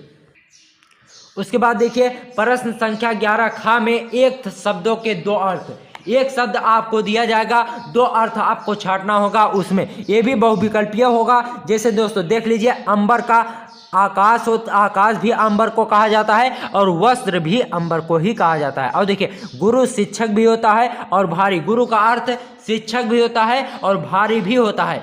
और देखिए कर का अर्थ हाथ और टैक्स होता है, जैसे एक कर होता है जो टैक्स लिया जाता है और कर मीन्स होता है हाथ। ठीक है, और देखिए नाग का अर्थ सांप भी होता है और बादल भी होता है। इसी तरह से आपको याद करना है, ये बहुत ही इंपॉर्टेंट है, कल इनमें से जरूर पूछा जाएगा। ठीक है, नग देख लिए, नग का अर्थ संख्या भी होता है और पर्वत भी होता है। ये आपसे बहुविकल्पीय में पूछा जाएगा तो आप इसे तैयार कर लीजिए, स्क्रीनशॉट आप इसका ले सकते हैं जिससे आपको याद करने में बहुत ही आसानी हो, ताकि आप अच्छे से अच्छा मार्क्स कल आप अच्छे से अच्छे मार्क्स अचीव कर सकें। ठीक है, और देखिए प्रश्नोत्तर संख्या 11, प्रश्नोत्तर संख्या 11 गा में आपसे अनेक शब्दों के लिए एक शब्द बनाने के लिए होगा। देखिए जैसे जिसकी तुलना ना की जा सके उसे क्या कहा जाता है, अतुलनीय। क्या कहा जाता है, अतुलनीय, यानी जिसकी तुलना ना की जा सके। जिसका जन्म नहीं होता उसे अज कहा जाता है, उसके उस शब्द के लिए अज होता है। ठीक है, जिसे देखा ना जा सके उसे अदृश्य बोला जाता है। पृथ्वी और आकाश के बीच का स्थान अंतरिक्ष होता है, ठीक है, जिसे जीता ना जा सके उसे अजेय कहा जाता है। तो ये बहुत ही इंपॉर्टेंट है, इसे आप तैयार करके जरूर जाइएगा। इसके आने के 99% चांस बनते हैं, कल ये जरूर आएगा, तो इसे आप तैयार करके जरूर जाइएगा। इसमें से कोई ना कोई आपके बोर्ड एग्जाम में जरूर मिलेगा, ये 100% गारंटी के साथ मैं कहता हूँ। और देखिए प्रश्नोत्तर संख्या 11 घ में आपसे क्या पूछा जाएगा, वाक्यों को शुद्ध करना होगा आपको, ठीक है। इसमें आपको वाक्यों को शुद्ध करना होगा, ये भी आपसे 2 नंबर का पूछा जाएगा, ठीक है। देखिए पहला क्या है, तुम कुर्सी पर बैठे हैं, तो ये गलत है, इसका सही जो वाक्य होगा वह होगा तुम कुर्सी पर बैठे हो। और देखिए दूसरा क्या है, पुत्री पराया धन होता है, ये भी गलत है, तो इसका सही जो वाक्य होगा पुत्री पराया धन होती है। और देखिए तीसरा जो है, गंगा हिमालय पर से निकलती है, ये भी गलत है, तो इसका सही हमें कैसे लिखना है, गंगा हिमालय से निकलती है। और देखिए वह चांद को देखता है, ये भी गलत है, तो इसका सही जो वाक्य होगा वह चांद देखता है, ठीक है। और देखिए अतुल घर नहीं है, ठीक है, ये भी गलत है, इसका सही जो वाक्य होगा अतुल घर में नहीं है। तो इस तरह से अगर आप लिखोगे, ये सारे जो आज की इस वीडियो में मैं आपको बताया हूँ, अगर आप इसे तैयार कर लोगे तो ये 21 नंबर बिल्कुल आपका पक्का हो जाएगा। अगर आपको ये वीडियो पसंद आई हो तो वीडियो को लाइक जरूर करना, और चैनल पर नए आए हैं तो चैनल को सब्सक्राइब करना। मिलते हैं आपसे किसी और वीडियो में, तब तक के लिए दोस्तों अब आपके पास अंतिम दिन और अंतिम रात बची है। अगर आप भी कक्षा 12 के स्टूडेंट हैं तो 24 घंटे बाद आपको पेपर देने जाना है। आज के इस वीडियो में हम आपको मुक्त यज्ञ खंडकाव्य का, जो मुक्त यज्ञ खंडकाव्य के नायक हैं उनका चरित्र चित्रण बताएंगे। दोस्तों एक खंडकाव्य लखनऊ, कानपुर, इटावा, मुरादाबाद, अंबेडकर नगर, अयोध्या, बलिया और बिजनौर जिले के लिए है, ठीक है, बिजनौर जिले के लिए है। तो अगर आप भी इन जिलों के स्टूडेंट हैं तो आपको ये देखना, ये वीडियो आपके लिए बहुत इंपॉर्टेंट है, बल्कि आप यही छापकर आना 24 अप्रैल को। अगर आप दूसरे जिले के स्टूडेंट हैं तो भी आप ये वीडियो देख सकते हैं, इसी तरह आप अपने जिले का बनाकर लिख सकते हैं। तो चलिए देखते हैं मुक्त यज्ञ खंडकाव्य में नायक का चरित्र चित्रण आपको किस तरह से लिखना है, ठीक है। देखिए सबसे पहले तो आपको प्रश्नोत्तर संख्या 7 डालनी है, उसके बाद मुक्त यज्ञ खंडकाव्य के नायक का चरित्र चित्रण, इस तरह से आपको हेडिंग डालनी है। उसके अंतर्गत आपको लिखना है, मुक्त यज्ञ खंडकाव्य में महात्मा गांधी जी को नायक के रूप में चित्रित किया गया है। इन्होंने सत्य, अहिंसा, प्रेम, भाईचारे से विश्व का कल्याण किया। इनकी चारित्रिक विशेषताएं निम्नलिखित हैं। तो इनकी चारित्रिक जो विशेषताएं हैं, मेन हेडिंग है वह निम्नलिखित है, ठीक है। तो इस तरह से आपको हेडिंग डालनी है, अहिंसा के पुजारी। गांधी जी जो थे वो अहिंसा के पुजारी थे। अब इस हेडिंग में आपको क्या लिखना है देख लीजिए, गांधी जी अहिंसा के महान पुजारी थे। देश में जब चारों ओर हिंसा की अग्नि धधक रही थी, यानी जब हिंसा भड़की हुई थी देश में, तो गांधी जी ने प्रेम अहिंसा से देश को हिंसा मुक्त किया, ठीक है। जब भारत में हिंसा हो रही थी, जगह जगह खून खराबा हो रहा था, तो गांधी जी ने अहिंसा और प्रेम का मार्ग दिखाकर भारत देश को हिंसा से मुक्त किया। और देखिए जननायक, जननायक में आपको क्या लिखना है, इसके अंतर्गत आप लिखेंगे गांधी जी देश के प्रिय नेता रहे। गांधी जी जो थे वह देश के सबसे प्रिय नेता थे। जनता ने इनका पूरा साथ देकर हमारे देश को गुलामी से आज़ादी दिलाई, गुलामी से आज़ादी दिलाई। बहुत ही आसान भाषा में हमने लिखा है, आपको जरूर याद हो जाएगा सिर्फ और सिर्फ 10 मिनट में। और देखिए आगे देखिए क्या लिखना है, जातिवाद के विरोधी। इस हेडिंग में आपको लिखना है, गांधी जी जातिवाद का विरोध करके मानवता एवं भाईचारे से देश में जातिवाद, छुआछूत को नष्ट किया, ठीक है। गांधी जी सभी भारतवासियों के दिलों में सदैव अमर रहेंगे, ठीक है। जातिवाद में आपको, यानी जो गांधी जी थे वह जातिवाद को के विरोधी थे, वह जातिवाद को पसंद नहीं करते थे, बल्कि भाईचारे और मानवता को ही बढ़ावा देते थे, ठीक है। तो इस तरह से आपको लिखना होगा 24 मार्च को। ज़्यादा बड़ा हमने आपके लिए इसलिए नहीं बनाया क्योंकि दोस्तों आपसे 80 वर्ड्स में ही पूछा जाता है, 80 शब्दों में आपको लिखना होगा, तो इसलिए आप उसी हिसाब से लिखें ताकि एग्जामिनर आपको फुल मार्क्स दे दे। अगर आप सही से लिखेंगे, कब जो आपके लिए शर्त रखी गई है 80 वर्ड में ही लिखना है। तो अगर आप 80 वर्ड में ही लिखेंगे तभी एग्जामिनर आपको फुल मार्क्स देगा, वरना आपको फुल मार्क्स नहीं देगा। ये 5 नंबर का आपके लिए पूछा जाता है। तो अगर आपको वीडियो पसंद आई तो वीडियो को लाइक। सरस्वती के संपादक हैं, 4 ऑप्शन आपके पास है, डॉक्टर संपूर्णानंद, महावीर प्रसाद द्विवेदी, वासुदेव शरण अग्रवाल, अज्ञे। सही जो ऑप्शन है वह है महावीर प्रसाद द्विवेदी। प्रश्न है, आखिरी चट्टान की रचना विधा है जीवनी की, उपन्यास की, यात्रा विरित की, निबंध की। इसका सही जो ऑप्शन है वह है यात्रा विरित की। आखिरी चट्टान की रचना जो है वह है यात्रा विरित की। ठीक है, अब देखिए तीसरा प्रश्न जो है, हिंदी का प्रथम मौलिक उपन्यास है, ये बहुत ही इंपॉर्टेंट है। हिंदी का जो प्रथम मौलिक उपन्यास है वह कौन सा? 4 ऑप्शन आपके पास है, चंद्रकांता, गोदान, परीक्षा गुरु, चरित्रहीन। ठीक है, तो इसका सही जो ऑप्शन है वह है परीक्षा गुरु। ठीक है, और चौथा प्रश्न आपके पास है, आवारा मसीहा के रचनाकार हैं, कौन है आवारा मसीहा के रचनाकार? 4 ऑप्शन इसमें भी आपके हैं।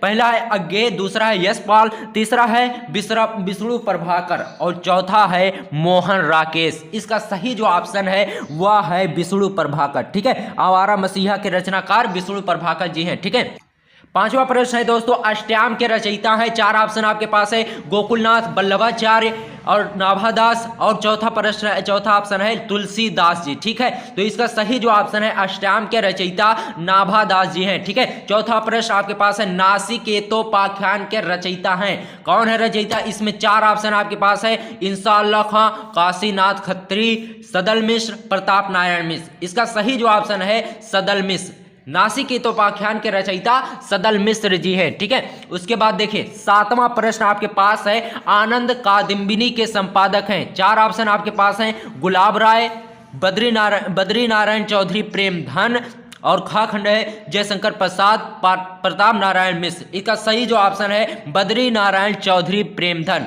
आनंद कादम्बिनी के संपादक हैं। ठीक है, 8वां प्रश्न आपके पास है, आचार्य महावीर प्रसाद द्वारा प्रकाशित पत्रिका है हंस, इंदु, ब्राह्मण, सरस्वती। इसका सही जो ऑप्शन है सरस्वती। आचार्य महावीर प्रसाद द्वारा प्रकाशित पत्रिका सरस्वती है, सबसे पहले ही हमने आपको बताया है। ठीक है, 9वां प्रश्न आपके पास है, आवारा मसीहा की रचना विधा है। ठीक है, आवारा मसीहा की रचना विधा क्या है दोस्तों? 4 ऑप्शन आपके पास है, उपन्यास, नाटक, जीवनी और निबंध। इसका सही जो ऑप्शन है वह है आवारा मसीहा की रचना विधा जीवनी है। ठीक है, और देखिए 10वां प्रश्न आपके पास है, तार सप्तक के संपादक हैं, का खंड है विद्यान्यास मिश्र और गा खंड है मुक्तिबोध, खा खंड है अज्ञे और घा खंड है हजारी प्रसाद द्विवेदी। इसका सही जो ऑप्शन है तार सप्तक के संपादक अज्ञे हैं, हीरानंद वात्स्यायन अज्ञे। ठीक है, सच्चिदानंद हीरानंद वात्स्यायन अज्ञे इनका पूरा नाम है। ठीक है, गा प्रश्न आपके पास है दोस्तों। 11वां प्रश्न है दोस्तों, कवि वचन सुधा के संपादक हैं, का खंड आपके पास है महावीर प्रसाद द्विवेदी, खा खंड है भारतेंदु हरिश्चंद्र और गा खंड है गुलाब राय और घा खंड है कमलेश्वर। इसका सही जो ऑप्शन है वह है भारतेंदु हरिश्चंद्र। अब 12वां प्रश्न आता है, मेरी असफलताएं रचना विधाएं। अब देखिए का खंड आपके पास है जीवनी और खा खंड है आत्मकथा और रेखा चित्र संस्मरण। इसका सही जो ऑप्शन है आत्मकथा, मेरी असफलताएं रचना विधा आत्मकथा है। ठीक है, और 13वां प्रश्न है, परीक्षा गुरु के रचनाकार है, कौन है परीक्षा गुरु की रचनाकार? 4 ऑप्शन आपके पास है, पहला ऑप्शन श्रीनिवास दास, दूसरा है राजेंद्र यादव, तीसरा है मनोहर श्याम जोशी, चौथा है श्रीलाल शुक्ल। इसका सही जो ऑप्शन है श्रीनिवास दास, परीक्षा गुरु के रचनाकार श्रीनिवास दास जी हैं। ठीक है, 14वां प्रश्न आपके पास है दोस्तों, यशपाल की आत्मकथा है, 4 ऑप्शन आपके पास है, मेरी असफलताएं, चित्रलेख, मेरी आत्मकथा, सिंहालोकन। इसका सही जो ऑप्शन है वह है सिंहालोकन, यशपाल की आत्मकथा सिंहालोकन है। ठीक है दोस्तों, प्रश्न नंबर 15 आता है, क्या भूलूं क्या याद करूं किस विधा की रचना है? 4 ऑप्शन आपके पास है, पहला है डायरी, दूसरा है गद्य गीत, तीसरा है आत्मकथा, चौथा है संस्मरण। इसका सही जो ऑप्शन है वह है क्या भूलूं कि याद करूं आत्मकथा विधा की रचना है। ठीक है, और देखिए 16वां प्रश्न आपके पास आता है, घुमक्कड़ शास्त्र के रचयिता कौन है? 4 ऑप्शन आपके पास इसमें भी है, पहला है राहुल संकृत्यायन और दूसरा है श्रीलाल निवास और तीसरा है डॉक्टर नगेंद्र, चौथा है वासुदेव शरण अग्रवाल। इसका सही जो ऑप्शन है घुमक्कड़ शास्त्र के रचयिता राहुल संकृत्यायन है। ठीक है, 17वां नंबर प्रश्न आपके पास आता है, पृथ्वी पुत्र किस विधा की रचना है? 4 ऑप्शन आपके पास इसमें भी हैं। पहला ऑप्शन है संस्मरण, दूसरा है कहानी और तीसरा है आत्मकथा, चौथा है निबंध संग्रह। इसका सही जो ऑप्शन है वह है दोस्तों निबंध संग्रह। पृथ्वी पुत्र निबंध संग्रह विधा की रचना है, ठीक है। और देखिए 18वां प्रश्न आपके पास आता है, द्विवेदी युग के रचनाकार, द्विवेदी युग के निबंधकार हैं, ठीक है। का खंड आपके पास है बालकृष्ण भट्ट और खा खंड है महादेवी वर्मा और गा खंड है रामवृक्ष बेनीपुरी, घा खंड है चंद्रधर शर्मा गुलेरी। द्विवेदी युग के निबंधकार कौन है? इसका सही ऑप्शन है वह है दोस्तों चंद्रधर शर्मा गुलेरी, ठीक है। और देखिए 19 नंबर आपके पास प्रश्न आता है, बंगाल का अकाल की विधा है, कौन सी विधा है? 4 ऑप्शन आपके पास है, डायरी, रेखाचित्र, रिपोर्टाज, भेंट वार्ता। इसमें सही जो ऑप्शन है वह है दोस्तों रिपोर्टाज, ठीक है। बंगाल का अकाल रिपोर्टाज विधा की रचना है, ठीक है। 20 नंबर प्रश्न आपके पास आता है, दिनकर के पत्र का प्रकाशन वर्ष है, कौन सा प्रकाशन वर्ष है? पहला है 1957, दूसरा है 1980 और तीसरा है 1981 और चौथा है 1978।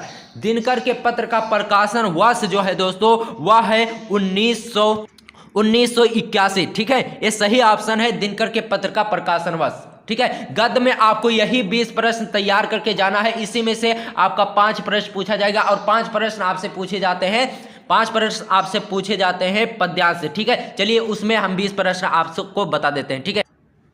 देखिए प्रश्न संख्या 21 है, भक्ति काल का महाकाव्य है, पहला है साकेत, दूसरा है श्री रामचरितमानस और खा खंड कामायनी और चौथा है पृथ्वी राज रासो। भक्ति काल का महाकाव्य जो है वह है श्री रामचरितमानस, ठीक है। अब 22वां प्रश्न आपके पास है, ज्ञानाश्रयी भक्ति काल के भक्ति शाखा के प्रतिनिधि कवि है।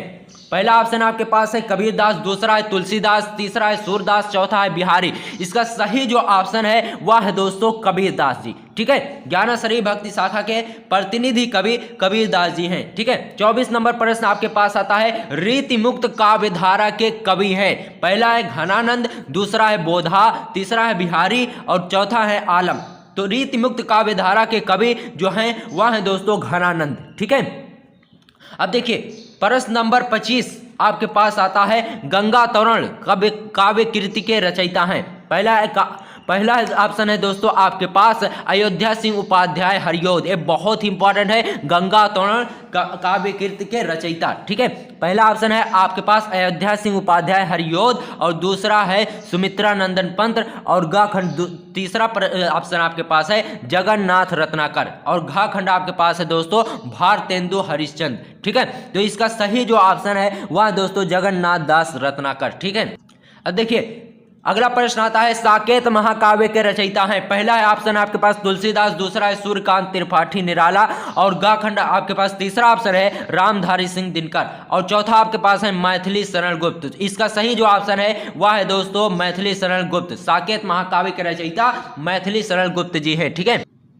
देखिए 26 नंबर आपके पास प्रश्न आता है, ताश सप्तक काव्य संग्रह का प्रकाशन हुआ था, कब हुआ था? आपके पास ऑप्शन है 1943, 1951, 1976, 1959। ताश सप्तक काव्य संग्रह का प्रकाशन 1959 ईस्वी में हुआ था, ठीक है। अब आपके पास अगला प्रश्न आता है दोस्तों, तुलसीदास जी ने रामचरितमानस की रचना की किस भाषा में? ब्रज भाषा में, भोजपुरी भाषा में, अवधी भाषा में, खड़ी बोली भाषा में, ठीक है। तो इसका सही जो ऑप्शन है वह है अवधी में। तुलसीदास जी ने रामचरितमानस की रचना अवधी में की थी, ठीक है। अब देखिए अगला प्रश्न आपके पास आता है, कामायनी महाकाव्य के रचयिता हैं, बहुत ही इंपॉर्टेंट है। आपके पास ऑप्शन है मैथिली शरण गुप्त, सूर्यकांत त्रिपाठी निराला और ऑप्शन है जयशंकर प्रसाद और रामधारी सिंह दिनकर। तो इसका सही जो ऑप्शन है वह है दोस्तों जयशंकर प्रसाद। कामायनी महाकाव्य के रचयिता जयशंकर प्रसाद जी है, ठीक है। अब देखिए अगला प्रश्न आपके पास आता है, छायावाद युगीन कवि हैं। पहला ऑप्शन आपके पास है भूषण, दूसरा ऑप्शन है मैथिली शरण गुप्त, तीसरा ऑप्शन है कबीरदास और चौथा ऑप्शन है जयशंकर प्रसाद। तो छायावाद युगीन कवि जो है वह है जयशंकर प्रसाद जी, ठीक है। और देखिए 30वां प्रश्न आपके पास आता है, नई कविता का आरंभ माना जाता है, कौन सा वर्ष नई कविता का आरंभ माना जाता है? देखिए का खंड है वर्ष 1938 से, वर्ष 1943 से, वर्ष 1951 से, वर्ष 1971 से। तो इसका सही जो ऑप्शन है वह है दोस्तों ठीक है, वह है दोस्तों 1971। ठीक है, अगर आगे देखते हैं दोस्तों, इसका सही जो ऑप्शन है वह है दोस्तों 1951। नई कविता का आरंभ माना जाता है 1951 ईस्वी। ठीक है, अब देखिए आपके पास प्रश्न आता है सरोज स्मृति की रचना है, पहला है दिनकर, पहला है सरोज।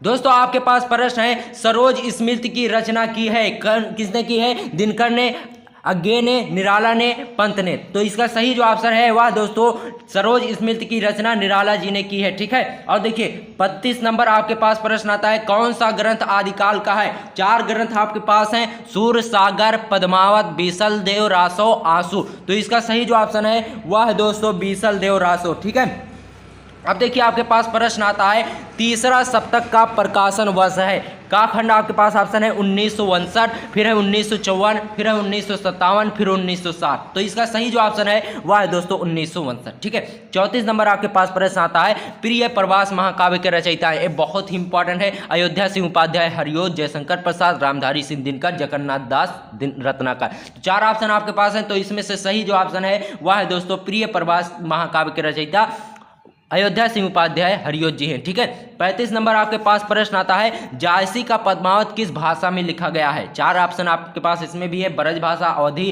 फारसी, खड़ी बोली। तो इसका सही जो ऑप्शन है वह है दोस्तों अवधी भाषा में जायसी के पद्मावत की रचना की गई है। ठीक है, और देखिए 36 नंबर आपके पास प्रश्न आता है बीसल देव रासो के रचयिता हैं, जो आंसर है दोस्तों वह है नरपति नाल। ठीक है, अब देखिए अगला प्रश्न आपके पास आता है निम्नलिखित में से कौन कृष्ण भक्ति शाखा के कवि नहीं है? 4 कवि आपके पास हैं, सूरदास, नंददास, नाभादास, रसखान। तो इसका सही जो ऑप्शन है वह है नाभादास। ठीक है, 38 नंबर आपके पास प्रश्न आता है छायावाद की मुख्य विशेषता है, कौन सी विशेषता है? 4 विशेषता इसमें है, प्रकृति का सूक्ष्म चित्रण, यथार्थ चित्रण, युद्धों का वर्णन, भक्ति की प्रधानता। तो इसका सही जो दोस्तों इसका सही जो आंसर है वह इसका सही जो ऑप्शन है वह दोस्तों काखंड वाला। ठीक है, प्रकृति का सूक्ष्म चित्रण। और देखिए 39 नंबर प्रश्न आपके पास आता है आंसू किसकी रचना है? 4 रचनाकारों के नाम है इसमें, महादेवी वर्मा, प्रेमचंद, जयशंकर प्रसाद, अज्ञे। तो आंसू जो रचना है दोस्तों वह है जयशंकर प्रसाद की। अब 40 लास्ट प्रश्न आपके पास आता है सूकर खेत नामक स्थान संबंधित है, किससे संबंधित है? तुलसीदास, नंददास, कबीरदास, सूरदास। तो इसका सही जो ऑप्शन है वह है दोस्तों तुलसीदास जी। ठीक है, अगर आपको ये वीडियो पसंद आया हो तो वीडियो को लाइक करना, और जो प्रश्न आज की इस वीडियो में हमने बताया है यहीं से आपके 10 नंबर फंसेंगे, ये गारंटी के साथ मैं कह सकता हूँ। ठीक है, अगर आपको वीडियो पसंद आई हो तो दोस्तों में जरूर शेयर करना, और चैनल पर नए आए हैं तो चैनल को अभी सब्सक्राइब